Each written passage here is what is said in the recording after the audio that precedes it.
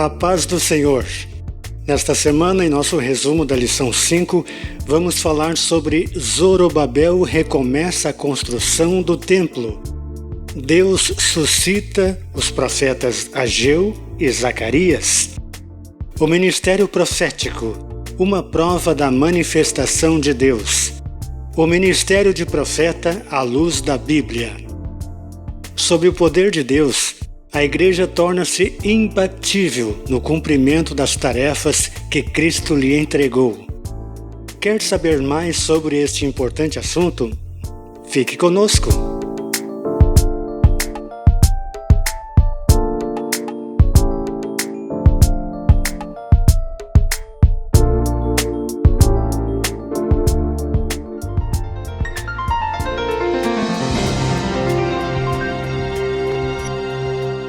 Então, meus irmãos, dando prosseguimento aos nossos estudos sobre os princípios divinos em tempos de crise, a reconstrução de Jerusalém e o avivamento espiritual como exemplo para os nossos dias, estamos estudando esse trimestre sobre este importante assunto, a reconstrução do templo, os muros de Jerusalém, o altar. O que isto significa para nós nos dias de hoje? Na lição passada nós vimos então que os samaritanos, povo que vivia ali depois que os judeus foram levados cativos, então nós vimos que o povo samaritano vivia por ali e, claro, eles não queriam que o povo judeu retornasse, eles acharam que iriam perder território, de repente já estavam estabelecidos por ali, então eles fizeram de tudo para impedir o povo judeu de restaurar a sua cidade. Nós vimos na lição passada que já havia sido reconstruído o altar, já havia também havido um culto de adoração a Deus, as pedras fundamentais ali, os alicerces das pedras ali foram fincadas, né? Então houve um culto de adoração e o povo samaritano da época, esse povo pagão, essa mistura entre judeus e outros povos que eram pagãos, então os samaritanos eles criam em Deus, mas criam também em outros deuses menores. Eles acreditavam no Deus único, mas também tinham as suas crenças em outros deuses. Então, claro que o judeu jamais ia aceitar esse tipo de coisa, esse tipo de idolatria. Ainda mais que agora eles estavam curados da idolatria depois de 70 anos de cativeiro. E por falar em 70 anos de cativeiro, não sei se você sabe, os 70 anos de cativeiro, por que 70 anos? Por que não é 65? Por que não é 75? 69? 71? Por que é 70? Nós vimos quando Deus deu a ordem, ali no descanso da terra, né? Trabalhar 6 anos e no 7º ano a terra descansar. Então eles poderiam colher o que havia nas árvores, nas plantações, eles poderiam colher, poderiam comer alguma coisa, algum alimento que estivesse caído no chão. Eles só não poderiam podar as árvores, fazer plantação, limpeza, enfim. No 7º ano era o ano de descanso da terra, mas eles assim não o fizeram. E o tempo foi passando, e quando chegou a quase 500 anos, mais precisamente 490 anos, então chegou o tempo de Deus fazer a cobrança. Então, se nós encaixarmos o 7 várias vezes, até chegar nos 490 anos ali de rebeldia do povo, então nós vamos ver a conta 70. Seria 1 ano para cada 6 anos. Então isso aí multiplicado vai dar 490 anos e dividido vai dar os 70. Isto é, se eles tivessem desobedecido durante 487 anos, então o cativeiro seria de 69 anos.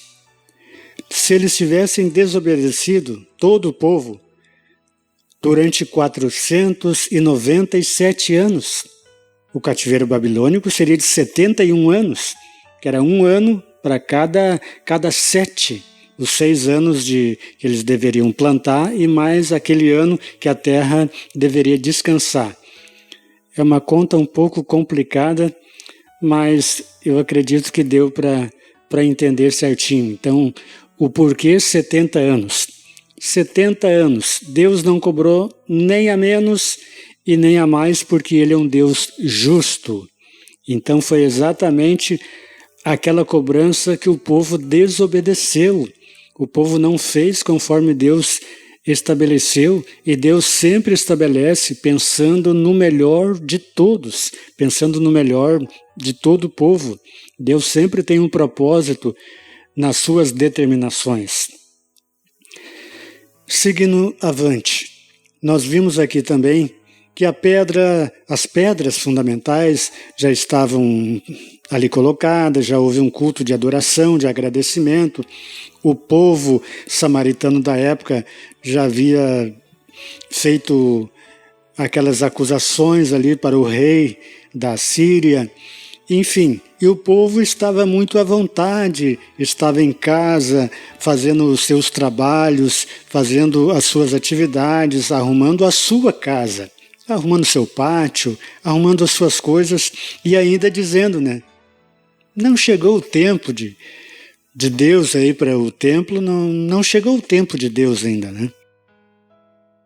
Então estavam cuidando dos seus próprios interesses. E nós vimos que é perigoso quando nós cuidamos só dos nossos interesses e não levamos em conta o que a palavra nos diz de buscar em primeiro lugar o reino de Deus e todas as outras coisas nos serão acrescentadas. Então nós vimos um perigo muito grande ao cuidarmos só dos nossos interesses. Então nós vimos que Deus tinha um propósito específico na reconstrução do templo. Então Deus suscita 2 profetas, Ageu e Zacarias, para falar com Zorobabel, para incentivar Zorobabel. Então Deus levanta 2 profetas, Ageu e Zacarias. Então Ageu e Zacarias chegaram, não foram mandados pelo rei, não foi mandado por nenhum governante, foram a mandado de Deus. Chegaram de surpresa e já procuraram os responsáveis, os líderes ali pela obra, instruídos por Deus. Porque Deus institui a hierarquia e Ele não quebra esta hierarquia, Ele respeita. Então Ele enviou os profetas ali, eles podiam chegar lá e já dar prosseguimento ao trabalho, mas eles procuraram os líderes responsáveis por aquela obra e foram conversar com eles, foram entregar o recado de Deus, foram entregar o incentivo e o encorajamento que Deus tinha colocado no seu coração. Então Deus, sabendo que Zorobabel já estava com pouco vigor, devido a tantos problemas, tantas maledicências, tantos infortúnios, perseguições, a obra já estava parada por aproximadamente uns 15 anos. Então Deus usa Zacarias para lhe entregar uma mensagem de encorajamento para que ele continuasse a obra, para que ele e os demais continuassem a obra de reconstrução do templo. Zorobabel, ele era governador de Jerusalém, ele era o líder político. Então, claro, todas as suas tentativas, tratativas, todas as suas possibilidades, tudo que estava ao seu alcance, ele já tinha colocado à disposição daquela obra. Em outras palavras, ele já tinha usado toda a força, e por que não dizer toda a violência que a situação exigia, violência no sentido de energia, violência no sentido de energizar a situação, trazer um pouco de energia sua mesmo, né? Sua força. Então Deus, através desses dois profetas, né? Especialmente Zacarias, diz para ele: meu servo, não é por força, nem por violência, mas pelo meu Espírito, diz o Senhor dos Exércitos. Então era Deus que estava no comando. Deus tinha estabelecido que Ele queria a reconstrução do templo, a reconstrução de Jerusalém. Então nada iria impedir, embora muitos tentaram, e chegou um momento que Deus deu o encorajamento para Zorobabel. E na lição passada nós vimos também que Josué se apresentou com os vestidos sujos e a mensagem de encorajamento também foi para Josué. Mensagem de encorajamento, mensagem de restauração. Qual é a situação que você se encontra nesse dia? Você precisa de uma restauração? Precisa de vestes limpas?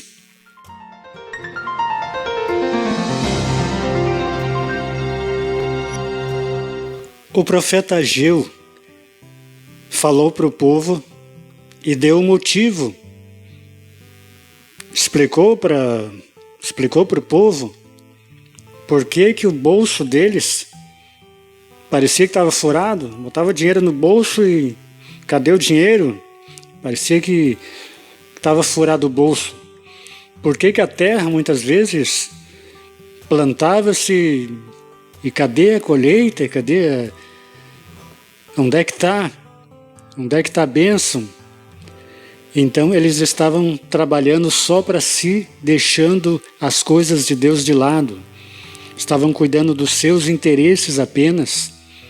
E ainda dizendo, como já falei anteriormente, não, o tempo de Deus ainda não chegou para a reconstrução do templo.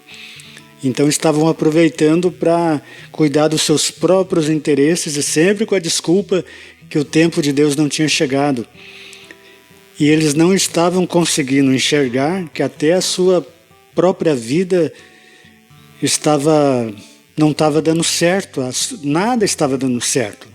A terra não estava produzindo o que deveria, o dinheiro no bolso também, parecia que o bolso estava furado, enfim, parecia que até o orvalho do céu parece que não caía mais sobre eles, parece que tudo estava dando errado.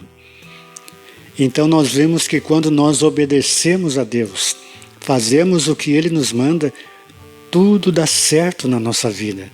Tudo se encaixa no tempo de Deus, é claro. Não é fazer a vontade de Deus e dizer, semana que vem vai dar tudo certo, ou fazer barganha com Deus, né? Fazer a vontade de Deus e vou ficar rico. Não que Deus não queira que a gente fique rico, que a gente tenha o suficiente para viver. Deus sempre nos abençoa, inclusive materialmente. Mas não é a teologia da prosperidade que estamos sempre falando aqui, né? E o importante para nossas vidas a coisa mais importante é a salvação das nossas almas. Eu não me canso de falar isso. A coisa mais importante, Jesus não morreu na cruz para cada um ter o carrão do ano, ter uma casa na praia e outra na cidade, um apartamento em Miami, enfim, né? Tudo isso é bênção. E Deus abençoa as pessoas, tem pessoas que têm tudo isso e muito mais, e ainda abençoa a obra de Deus, a obra missionária. Vejam que eu não sou contra nada disso, mas pessoas que parece que é só isso na vida deles, é só o dinheiro e parece que quando morrer vai ter que fazer uma gaveta no caixão para poder botar o dinheiro dentro, porque... E nós sabemos que a salvação de nossas almas, quando partirmos desta para melhor, como dizem, né? A nossa estadia com o Senhor na glória, né? é a coisa mais importante, de que vale ganhar o mundo inteiro e perder a nossa alma. Então, o mais importante é nós fazermos a obra de Deus. Seguindo em frente, então, o resultado da mensagem dos profetas. Então, nós vimos que, através da mensagem de encorajamento dos profetas, eles voltaram a construir o templo, cheio de coragem. Os líderes, o povo, os judeus, enfim, era sacerdote, era todo o povo ajudando ali, até sacerdotes, aqueles que muitas vezes estavam lá no púlpito pregando lá com aquelas vestes de linho, estavam lá com, não sei se havia colher de pedreiro na época, né? Mas se houvesse, estava lá com uma colher de pedreiro na mão. Não sei se era cimento ou que material que eles usavam lá para grudar os tijolos, mas estavam lá todo o povo. E quando os inimigos vieram perguntar, né, quem é que deu ordem? Quem é que deu ordem para vocês reconstruir? Não, quem deu ordem foi o rei Dario. O rei Dario deu ordem para a gente continuar a obra. Foi ele que deu a ordem. O próprio rei Dario, então ele quis se certificar realmente o que o seu antecessor, o rei Ciro, se realmente aquela ordem tinha sido dada, para não haver nenhuma dúvida, né? Então mandou os seus escrivães dar uma olhada lá nos registros, lá no édito. O édito é um decreto que é promulgado através de uma lei. Ela é publicada, né? Ou um edito. Um edito é também uma lei que é publicada, mas o édito é uma lei publicada, uma lei promulgada e é como se fosse hoje assim uma autoridade, por exemplo, presidente da República, governador de estado, promulgasse alguma lei e mandasse publicar no Diário Oficial.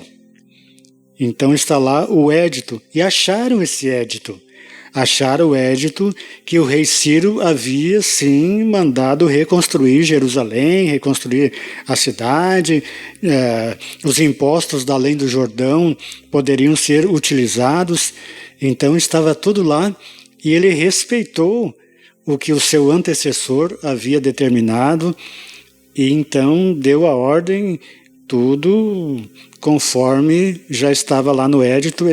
O rei Dario respeitou e permitiu que desse prosseguimento. E há de se salientar, né, que foram reis pagãos, mas que Deus colocou no coração o rei Ciro. Deus despertou o seu espírito. O rei Dario, Deus também colocou no seu coração um desejo de que se realizasse então esta obra.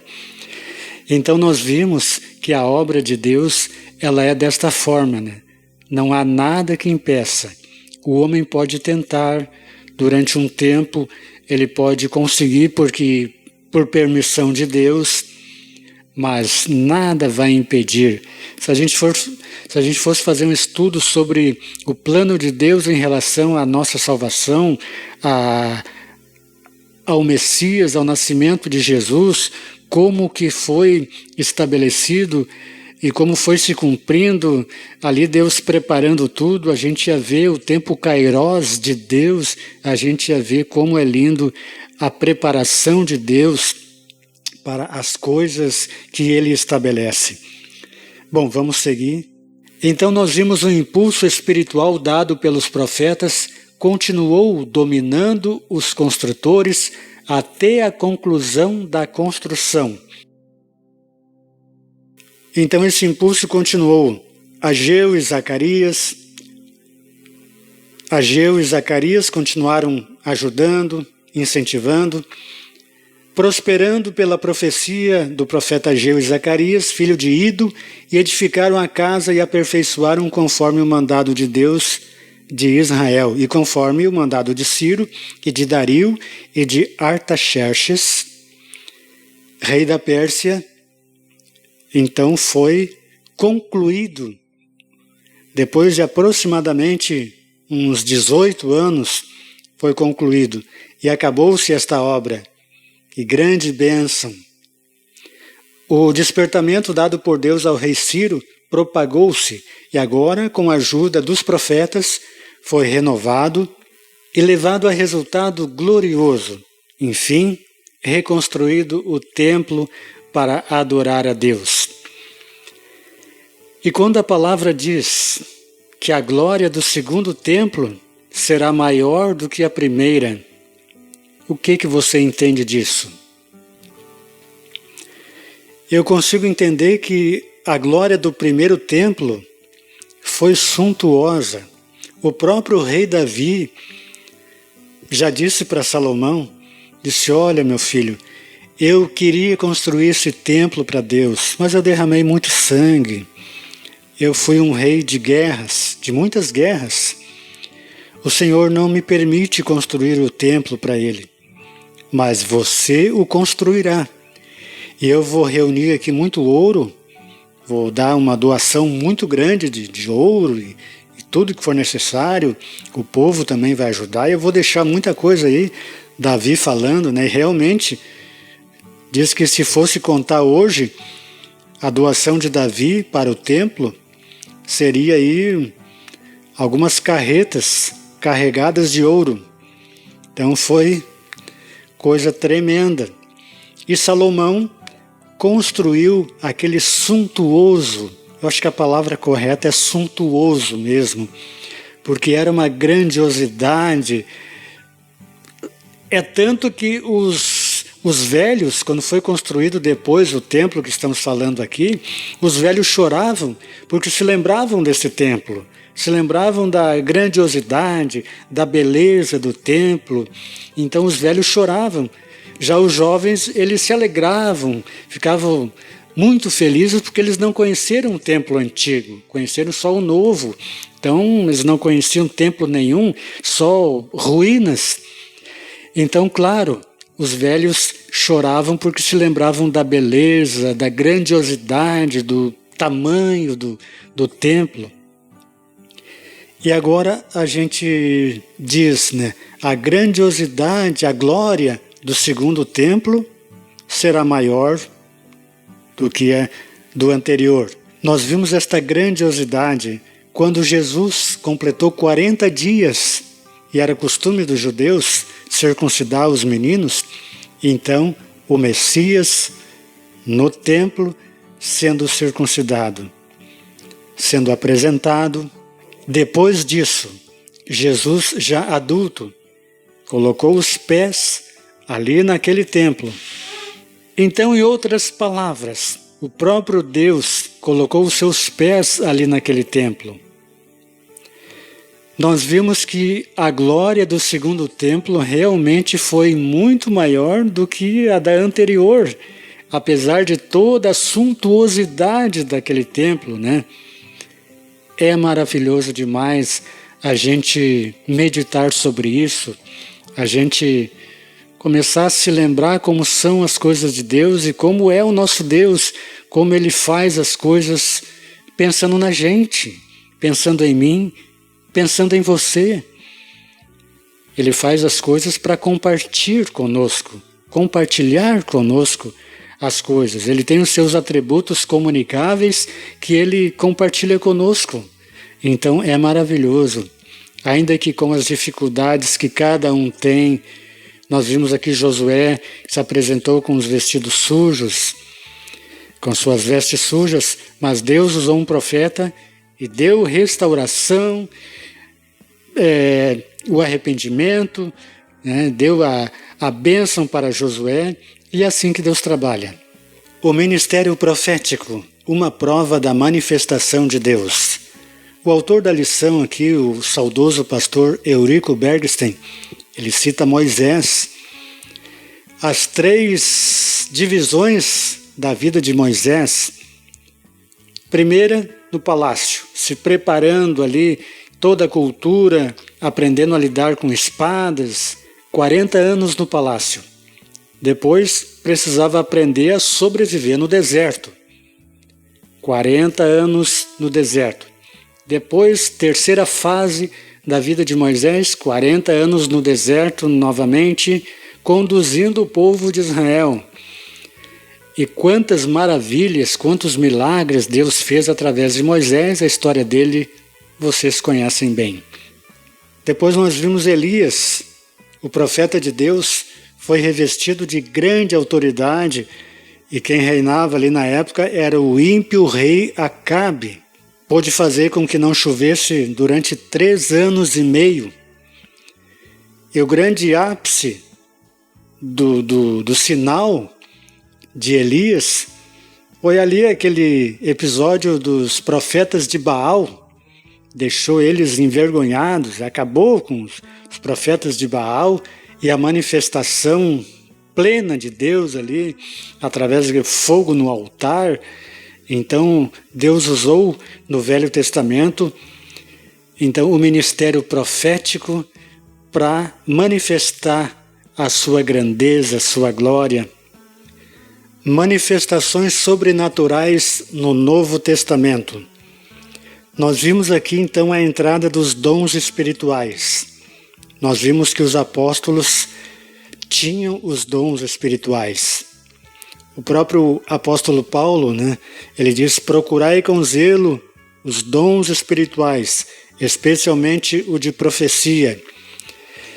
Se pudesse dizer que alguns preferem uns dons, claro, cada um prefere um dom, isso aí. O bom seria que todos os crentes cada um tivesse os 9 dons. Mas às vezes um tem um, outro tem o outro, um tem 2, outro tem 3, algum irmão tem os 9. Mas dizendo em preferência, eu como professor de escola bíblica, eu acho muito interessante o dom da palavra. O dom da palavra de sabedoria e o dom da ciência, do conhecimento. Acho muito interessante, assim, para um professor de escola bíblica, não que a gente não vai desejar os demais dons, e não que Deus também não tenha nos usado em outros dons também, que a obra é de Deus, então Ele usa conforme Ele quer. Então Paulo recomenda: procurai com zelo os melhores dons, e procurai com zelo os dons espirituais, mas principalmente o de profecia. A profecia, ela traz consolação, traz exortação, traz um consolo para a igreja. Aquele que está errado se conserta, e aquele que já está certo, ele se alegra e se regozija na presença de Deus. Então os dons, em conjunto, eles edificam a igreja, eles servem para manter a ordem na igreja. E um revestimento de poder para todo crente. Todo crente deve buscar os dons espirituais, deve orar, pedir para Deus. Se não tem, deve buscar os dons espirituais. E o batismo com o Espírito Santo, como falei em lições anteriores também, ainda que não está entre os 9 dons espirituais, mas é um revestimento especial de poder que todo crente recebe, e a evidência é o falar em línguas. Então este dom é muito importante para a igreja, especialmente para o crente, para ele ter este revestimento, para conseguir vencer as tentações, conseguir vencer as lutas, conseguir vencer o inimigo, conseguir vencer tudo que vem pela frente. É necessário esse revestimento através do batismo com o Espírito Santo. O ministério de profeta à luz da Bíblia. O profeta exerce a função ministerial determinada por Deus. Ninguém toma para si esta honra, senão o que é chamado por Deus. O profeta na dispensação do Antigo Testamento. Além de ele ser um porta-voz de Deus, o profeta, ele transmitia a mensagem de Deus, a mensagem espiritual. Ele também era consultado acerca de assuntos espirituais e também acerca de outros assuntos, como, por exemplo, Ezequiel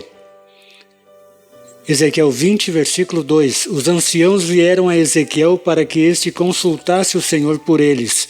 Deus, por meio de Ezequiel, lhes respondeu que por causa de suas abominações, eles não receberiam respostas.